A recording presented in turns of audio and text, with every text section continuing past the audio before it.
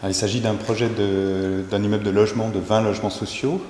dont la maîtrise d'ouvrage est la SIAMP, qui prend place dans une opération d'ensemble de rénovation d'un îlot, dans lequel il interviennent plusieurs maîtrises d'œuvre. Et cette opération était voulue par la ville de Paris et la SIAMP comme une opération pilote qui permettait d'explorer un petit peu les limites et les possibilités des différentes modalités pour appliquer le développement durable de ce type de construction. Alors on pourrait dire qu'il est off dans le sens où il n'a pas recours à des solutions standards, mais au contraire il puise plutôt ses réponses dans la spécificité de son contexte et de la situation. Donc évidemment d'une part cette maîtrise d'ouvrage plutôt demandeuse à travers cette invitation à une expérimentation pilote, d'autre part par toute la configuration même physique du site, auquel le projet va essayer de s'adapter par exemple dans sa volumétrie, mais également par le fait de réfléchir à la fois à la ressource des matériaux, la provenance des matériaux, également leur mise en œuvre, le système constructif et son expression, et en même temps la façon dont tout cela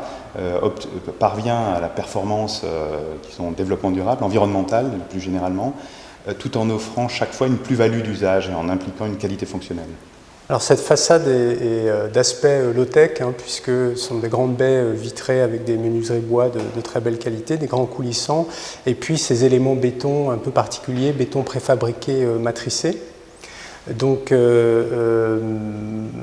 y a cet aspect finalement très simple, très clair, mais derrière il y a beaucoup de conception. Donc je dirais que derrière la conception elle est plutôt high-tech, puisque ces éléments donc sont là pour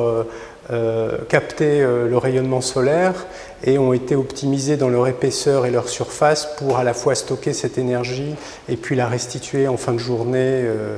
quand le soleil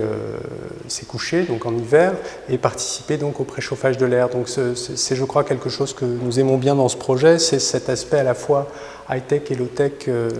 de cette façade, plutôt high-tech donc dans sa conception, et ça implique quand même de la part des usagers certains comportements, et cela principalement en été, puisqu'en été il y a un store qui est prévu